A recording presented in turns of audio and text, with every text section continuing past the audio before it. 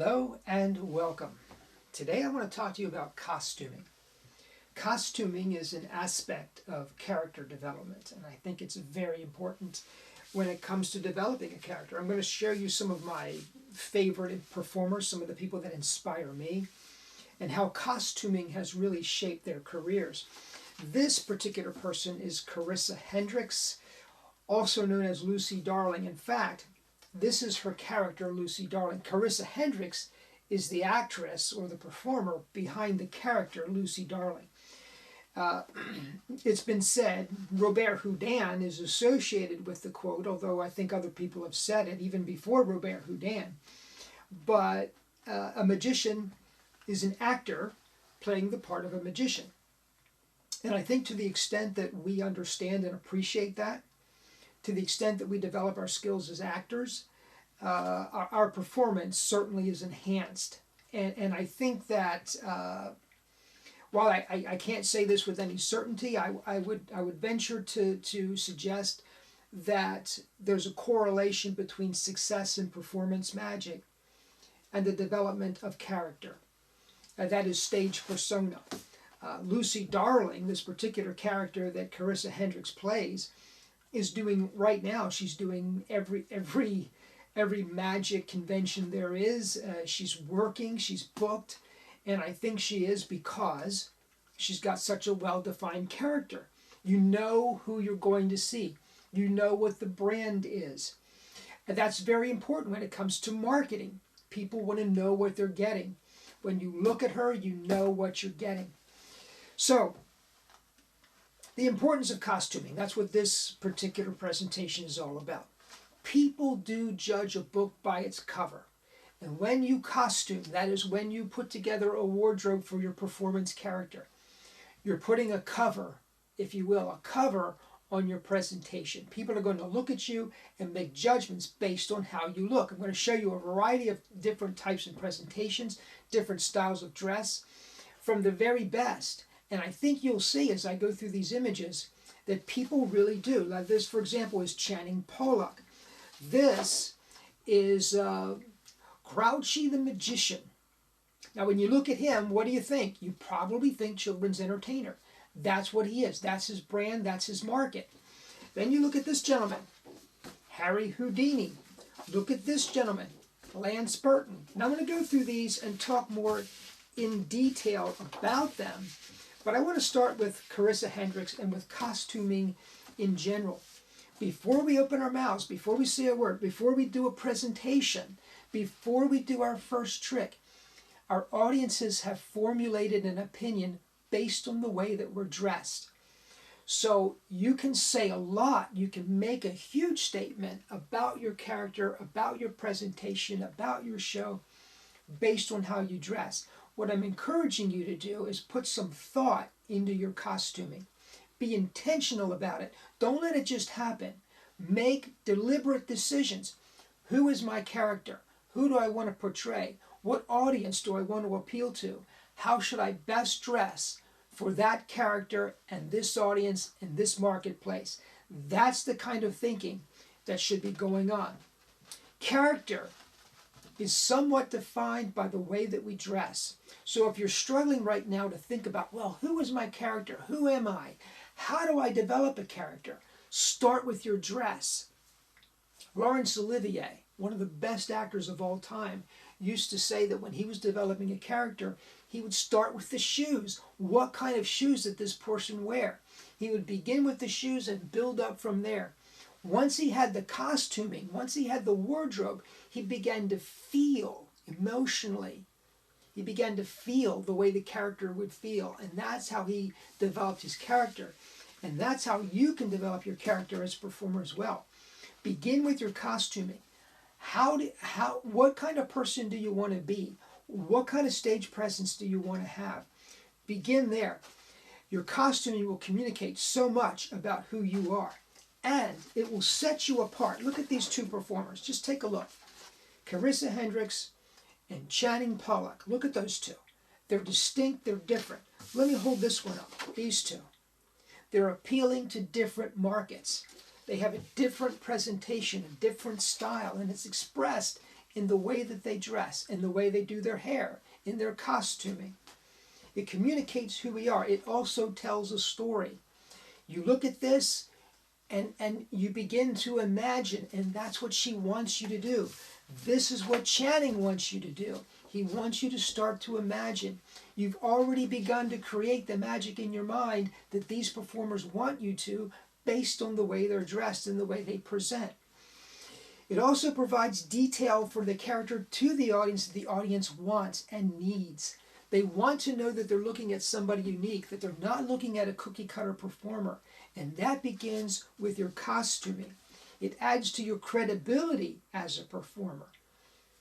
Costuming can give you a backstory, and it helps you, most importantly, I think, it helps you feel the part. Once you put on your clothes, the clothes that you wear to perform in, you feel like a performer. You feel like you're ready. You're already in character the minute you start wearing those clothes. So clothing is so important. Be intentional about it.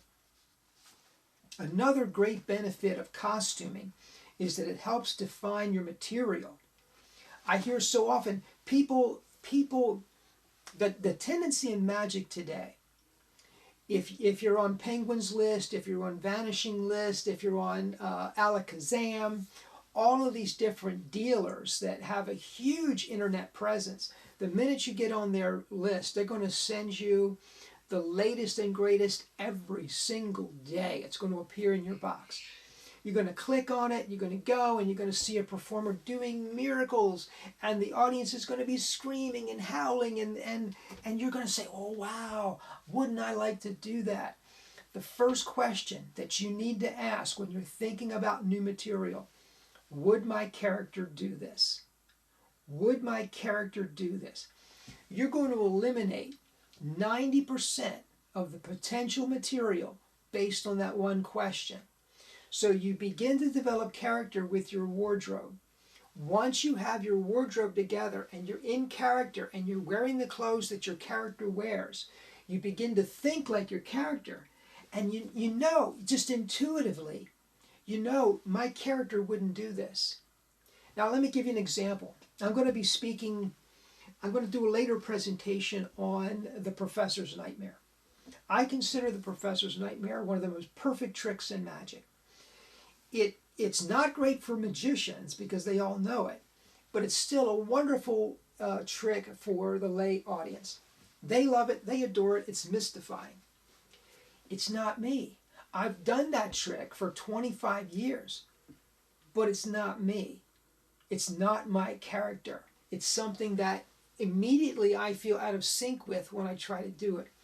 Because the character that I'm portraying, the persona that I want to be on stage, just doesn't work with that particular number. I love it, but it doesn't work. And you need to begin to make these decisions. What works with your character? It all begins to evolve intuitively once your character comes together. So you can start to ask yourself the question, would my character do this? What would my character do? How does my character talk? How does my character stand?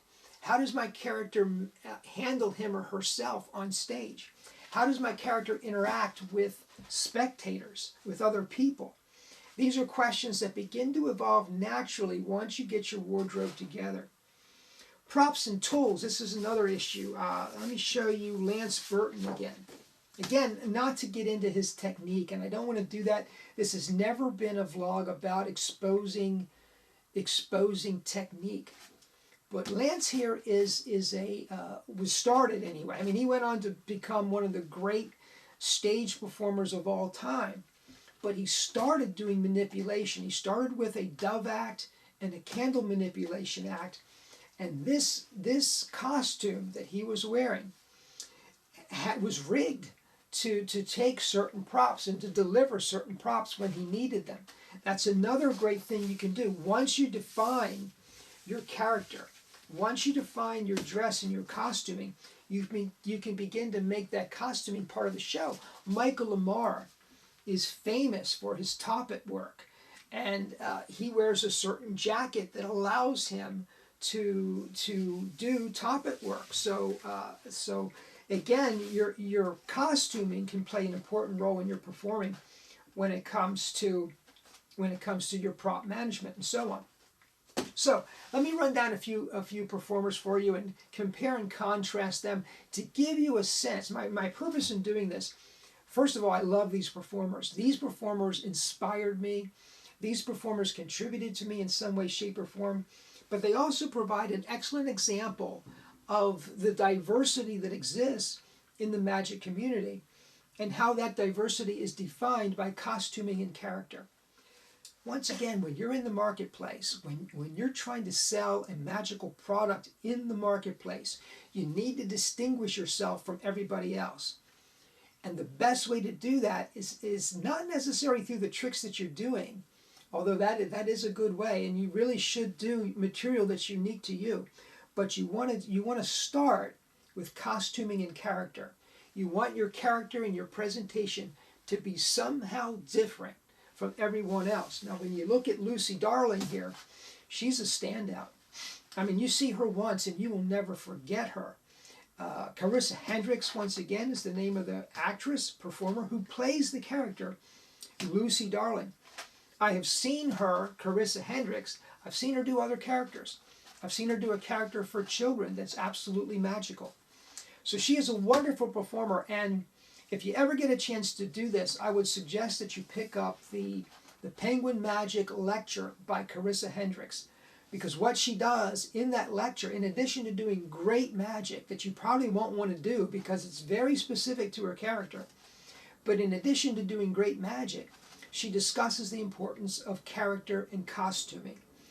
And she talks about in a very sort of intellectual way how she developed her character, what inspired her, the elements that she intentionally put into her character development. And it's a real graduate study course on what it takes to be a successful performer, because I think what it takes to be a successful performer is successful character development. And Carisa Hendrix goes into that in detail in her Penguin Magic lecture. So please pick that up. Now, Lance Burton, his character evolved a bit. If you watch his whole career, this is where he started in the FISM contest and in his early career, doing a dove act, a candle act. This is a levitation that he did as part of his act. He also did a torn and restored newspaper as part of the act. But he was a very classic, and he did it to great music, classical music. And so he defined himself this way. And then later, when he became a success in Las Vegas and he had his show, he became a little bit more casual, but he always had this very polished presentation. It was a great brand, and he set himself apart. Channing Pollock, I mean, Channing was the definition of magic for a generation. He really was. You look at him, and that is classic magician. But he really did define what that meant. So you start with a well-defined character, and that's what he did. Who do you want to be on stage? Make sure you're comfortable in it. That's the other thing about character. I've heard it said. I don't know who said it. I wish I did remember. But he said that character is an amplification of who you are. It's an amplification of your own traits. And so you take what you value, you take what you love, and you amplify that and project that. And that's what he did. A couple of rules about character. Number one, you really want to you don't want to do a character that's so out of sync with who you are that it's just totally uncomfortable. If you're an actor in Hollywood, you're probably going to do that. But I'm talking about performance magicians. I really think you should be comfortable in the character. I really think it should be an extension of who you are. And as far as dress itself, my rule of thumb is you need to be tailored, you need to be well groomed, it needs to be well fitted, and you need to stand out. I remember doing walk around. I was doing table hopping at a very upscale restaurant downtown Baltimore. And I wore a nice tailored suit. And I worked for 3 hours one day. It was my first day on the job, maybe my second. And the manager came over. And he said, "You don't look like a magician. You look like a businessman." And I said, "Well, what does a magician look like? You know, I was curious. And he said, well, a magician wears a tuxedo. And if you ever want to work here again, you wear a tuxedo. Well, I did want to work there again, so I got a tuxedo, but I got to tell you, I felt very uncomfortable in it. So I got it for the gig. But even doing that, I gave some thought to how should I wear a tuxedo? What kind of a tuxedo should I wear? Not every tuxedo is cut the same. I tend to be on the short side, so I don't want a long jacket. I wanted a shorter jacket. That's what I got. I look pretty good in a tuxedo, but the whole character approach to me didn't work. Eventually, that job didn't work out, and I went on to other work. This gentleman, Crouchy the Magician, clearly appealing to a family audience, clearly appealing to children. You can tell that he does balloon animals. By the way, if you're going into children's magic today, if you want to do family entertainment, I have found, and I don't know, I haven't seen this anywhere else in print or on video, but I have found that families are expecting a little more than a 30, 35-minute magic show. They want balloon animals, they want face painting, they want instruction, they want something. The average show length in and around the Baltimore metropolitan area is 2.5 hours. 2.5 hours. So the performers are going in there, they're doing a 30-minute show, maybe 35 minutes, and then they're doing balloon animals, face painting, something like that to supplement it. That's what parents expect these days. 25 years ago, you could go out there, you could do your 35-minute show with a lot of audience participation, a lot of laughter, and you'd do well. Today, you'd have a hard time finding work with that kind of a show. But this gentleman, you look at that photograph, you look at his costuming, right away you know exactly if he fits your brand. Now, you might be thinking, hey, I want to be this for some people and this for other people. And you know what? It's done. You can do that. Here's what I recommend if you're going to go that route. It's not right for me, and I'll tell you why it's not right for me. I have a full-time job. 40, 45, 50 hours a week. I'm a human resource director. That's where my focus is. In my evening hours, weekend hours, that's when I do magic. I don't have time to do 3 and 4 different characters, 3 and 4 different marketing approaches. That's really what you need to do. And by the way, Carisa Hendrix does that. Carisa Hendrix has more than one character. And a lot of people have more than one character.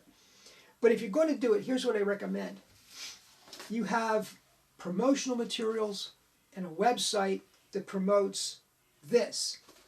You have promotional materials and a separate website that promotes this. Because if the family who wants to hire you for their daughter's 6th birthday sees this, they're probably not going to hire you. They're going to hire this person. So you need to know who your audience is. You need to market to that audience specifically. The more specific you can be in terms of your audience appeal, the more successful you will be. You will not be successful trying to be everything to everybody. You will be successful when you clearly define your character through your costuming, through your marketing materials. That's when you'll be successful. Take a look at this guy. Harry Houdini, arguably the most famous magician of all time. He knew how to market and sell. He knew how to brand. This was his brand, okay? The man who could escape from anything, that was his brand, and he was extremely successful doing it. Look what he was competing against. It's hard to imagine now, after all these years, but you go back in time to this period. Thurston was king of the rail, man. Thurston was top dog. He was getting all the best shows, all the best theaters. Blackstone was right behind him. Houdini was entering into this environment. He had to distinguish himself. He couldn't go out on stage and claim to be the very best magician of all time because Thurston was already doing that. So this is how he defined himself, and he was very successful doing it. Harry Houdini. Coming up to the modern age, these guys, Morgan and West. If you haven't seen them perform, I'm going to try to put some links below. Take a look. These guys bill themselves as time travelers. I know them, and of course, I don't think they define themselves this way, but I know them as steampunks. To me, that's what they are. They're steampunks. Steampunk is a sort of a neo-Victorian style that's a little bit out of sync with time. It's an anachronism, if you will. And that's what these guys are. That's the way they present. And I just love them. They've been on Penn and Teller Fool Us a few times. I've seen them there. I've seen their videos. I have a few of their marketed effects. They have a wonderful Cards Across if you haven't seen that. By the way, I collect it. I rarely perform that because once again, the Cards Across theme is a little bit out of sync with my character. Why would my character be doing it? That's the problem for me. But they have a great marketed version of that. I show them to you to give you, again, a little bit of a contrast here and to show you what character really is all about and the diversity that we have. And you look at these two performers right here. This is what I'm talking about. Define your character. Define it with the clothes that you wear. These guys are, I don't know how successful they are monetarily, but I know that as far as an act, they're really wonderful. So don't miss them. This gentleman, Ricky Jay and his 52 assistants, he did this wonderful off-Broadway show. Just fantastic. I show you him. I love this photograph because I love his expression. I love this suit that he's wearing. He's not wearing a tie. And I think he did wear a tie when he did his 52 assistants on Broadway. But it wasn't a formal dress suit. It was a much more casual presentation, and again, he really defined his character well. Went out there and everybody knew what Ricky Jay was about, you know, and that's so important. This gentleman is the last person I'm going to show you, Rudy Coby. Rudy Coby. I mean, once again, take a look at some contrast here. Rudy Coby versus Morgan and West. Rudy Coby versus Carisa Hendrix or Lucy Darling. Rudy Coby versus Lance Burton. Okay, Rudy Coby especially versus Crouchy the Magician. So, you know, Rudy Coby really, when he hit the scene, I remember when he hit the scene. So Rudy Coby had a extremely well-defined character, and you know, it's not for everybody, and that's the point. That is the point. Know your audience, know who you're appealing to, and go after them. And the more targeted you are at doing that, the more successful you will be. Rudy's been wildly successful doing this character. It's really an offbeat character. The magic is wonderful. Some of it's standard, but it doesn't look standard because of the way he does it. But he's just really another great performer. So, folks, you know, these videos that I do here, they're not supposed to be exhaustive. I'm not covering every detail of every topic. The topic today was costuming specifically, how costuming relates to character development. I hope you find a starting point here. This is not exhaustive material. This is a starting point. It was designed to wet your whistle, to give you something to think about, to give you something to strive for. I hope I did that. Listen, comment down below. Please comment down below. Like the videos. Subscribe. Talk to me. I love your interaction. Many of you have left comments. Many of you have interacted with me. You found me on Facebook. You've sent me emails. I appreciate that. Keep it coming, and let me know what you want to see. I would love to give you material that you want to see. Thank you so much for joining me. I will see you next time.